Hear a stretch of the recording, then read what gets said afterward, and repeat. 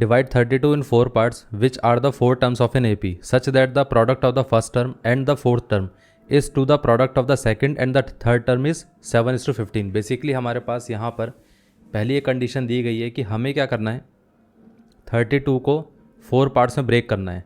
ऐसे 4 पार्ट्स में ब्रेक करना है जो क्या रहेंगे, जो कि एक AP के फॉर्म में रहेंगे। इतना क्लियर है। अब मैंने आपको बताया था कि जब भी हमारे पास ऐसे कोई 4 नंबर्स दिए जाते हैं AP के फॉर्म में, तो हम क्या करते हैं, हम यहाँ पर एक नंबर को ले लेते हैं A-D, फिर उसके साथ साथ हम क्या कर लेंगे, यहाँ पर ले लेंगे A+D। अब क्योंकि दोनों के बीच में कॉमन डिफरेंस कितना है, 2D का, तो मतलब ये यहाँ पर ये कितना आ जाएगा, ये आ जाएगा A-3D, और यहाँ पर 2D ऐड करेंगे तो ये कितना आ जाएगा, A+, ये आ जाएगा 3D। इतना क्लियर है। ये हमारे पास 4 टर्म हो गई। ये हमारे पास फर्स्ट टर्म हो गई, ये सेकंड, ये थर्ड, ये फोर्थ। इतना क्लियर है। अब उसने कहा है कि यहाँ पर इन चारों का जो सम रहेगा वो कितना रहेगा, 32, क्योंकि 32 से ही ये 4 टर्म्स निकली हैं। ये पार्ट क्लियर हो गया। तो मतलब हम ऐसा बोल सकते हैं ना कि यहाँ पर A1 + A2 + A3 + A4 वो कितना होना चाहिए, वो होना चाहिए 32। इसके साथ साथ उन्होंने कहा था कि हमारे पास जो फर्स्ट टर्म है और साथ में फोर्थ टर्म है, मतलब फर्स्ट का मल्टीप्लिकेशन ऑफ फोर्थ टर्म, उसके साथ साथ इसका जो रेशो हम लेते हैं A2 × A3 के साथ, मतलब सेकंड और थर्ड टर्म के साथ, तो उसने कहा था कि वो रेशो है 7:15 का। तो हमें बताना है कि यहाँ पर ये टर्म्स क्या रहेंगी। अब देखिए, अगर हम यहाँ से देखें, पहले हम इन सब का एडिशन करके देख लेते हैं। तो ये कितना आ जाएगा, ये आ जाएगा A-3D, फिर A2 कितना रहेगा, ये आ जाएगा A-D, फिर यहाँ पर ये कितना आ जाएगा, A+D, and this one is A+3D, which is equal to 32। अब देखिए, 3D से 3D कैंसिल आउट हो जाएगा, D से D कैंसिल आउट हो जाएगा, तो बचेगा क्या हमारे पास, सारे में सिर्फ A बचा हमारे पास। तो इसका मतलब हम इसको ऐसा बोल सकते हैं कि 4 times of A is equal to कितना रहेगा, 32। ये दोनों कैंसिल आउट हो गए, तो यहाँ पर बचा कितना, 8। अब देखिए यहाँ पर A इज इक्वल टू कितना आ गया, 8 आ गया। यह पार्ट क्लियर है। अब एक चीज़ सोचिए कि हम यहाँ पर अगर फर्स्ट टर्म की बात करें तो वो कितना आता है, A-3D, और ये कितना आ गया, ये आ गया A+3D, डिवाइडेड बाय, अगर हम सेकेंड टर्म की बात करें तो ये आ गया A-D।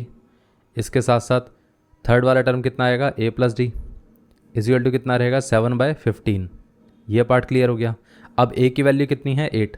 तो यहाँ से देखिए, सबसे पहले एक काम करते हैं, A-B × A+B वाला फॉर्मूला अप्लाई कर सकते हैं, विच इज़ A² - B²। इसी तरीके से यहाँ पर भी ये फार्मूला अप्लाई हो जाएगा, which is A² - D² is equal to कितना आ गया, 7/15।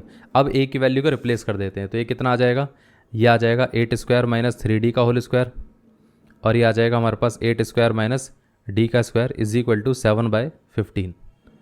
अब देखिए यहाँ पर अगर हम देखें तो 15 से इसको हम क्रॉस मल्टीप्लाई कर सकते हैं, तो ये आ जाएगा 15 × 64 - 9D का स्क्वायर इज इक्वल टू कितना आ गया, 7 टाइम्स ऑफ 64 - D²।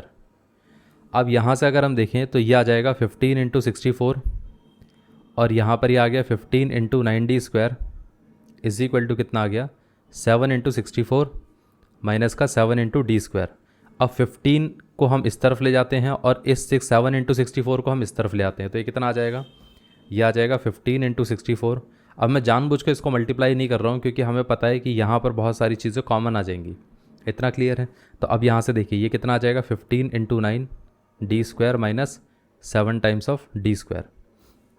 इसमें से अगर हम देखें तो 64 कॉमन आ सकता है, तो ये आ जाएगा 15 - 7। और इसमें से अगर हम देखें तो यहाँ पर कुछ कॉमन तो आ नहीं रहा है, सिर्फ D² ही कॉमन आ रहा है। अब 15 इंटू अगर हम 9 करके देखेंगे तो वो कितना आता है, वो आ जाता है 135। 135 माइनस 7 कितना रहेगा, 135 में से अगर हम 7 को माइनस करेंगे तो यहाँ पर कितना आ जाएगा, 128। और यहाँ से अगर हम देखें तो 64, और ये कितना आ जाएगा, 15 - 7 कितना रहता है, 15 - 7 8 आ जाएगा।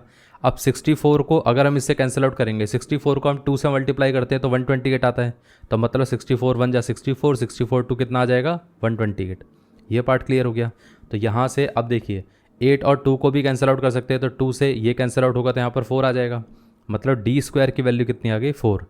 अब D² अगर 4 आ गया तो यहाँ से हम ऐसा भी तो बोल सकते हैं कि D इक्वल टू कितना आ जाएगा, ±2। इतना क्लियर है। अब देखिए, अब हमारे पास हमें ये तो पता चल गया कि A की वैल्यू कितनी है, इतना पता चल गया है कि A की वैल्यू हमारे पास 8 है, और साथ में कहा गया है कि D की वैल्यू कितनी हो सकती है, ±2। अब अगर D की वैल्यू यहाँ पर हमारे पास +2 रहेगा तो उसके लिए एक केस बनेगा, साथ में D की वैल्यू अगर -2 रहेगी तब उसके लिए एक केस बनेगा। अगर D की वैल्यू +2 रहती है तो क्या आएगा, तो यहाँ पर A - 3D then a plus a minus d, and then a plus d, then a plus 3d. अब 8 a की वैल्यू कितनी है 8 है, और यहाँ पर d कितना है 2, तो यहाँ पर ये आ जाएगा 3 टाइम्स ऑफ 2, और ये कितना आ गया 8 माइनस ये आ जाएगा 2, and this one is 8 plus 2, and this one is 8 plus 3 times of 2. अब 8 माइनस ये कितना आ गया 6, 8 माइनस 6 कितना रहेगा 2, और 8 माइनस 2 कितना रहेगा वो आ जाएगा 6, 8 प्लस 2 कितना रहेगा ये आ जाएगा 10, और यहाँ पर 8 प्लस 6 कितना रहेगा 14. इतना क्लियर है. तो ये हमारे पास 4 टर्म्स रहेंगी.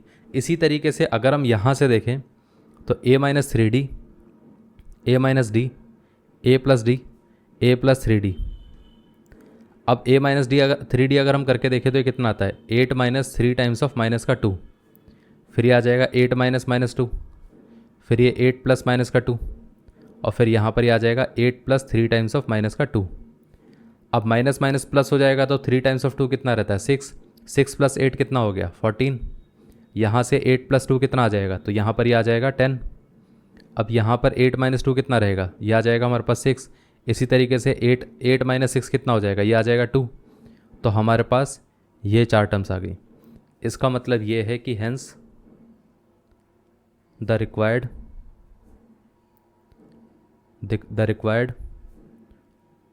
4 terms of the AP are either 2, 6, 10, 14 और 14, 10, 6, 2. या तो ये रहेगा या तो ये रहेगा. इन दोनों में से कोई भी एक कॉम्बिनेशन आ जाएगा, कोई सा भी AP आ जाएगा, तो उससे ये सारी कंडीशंस फुलफिल हो जाती हैं. ये पार्ट क्लियर है. तो इस तरीके से इसका आंसर आएगा.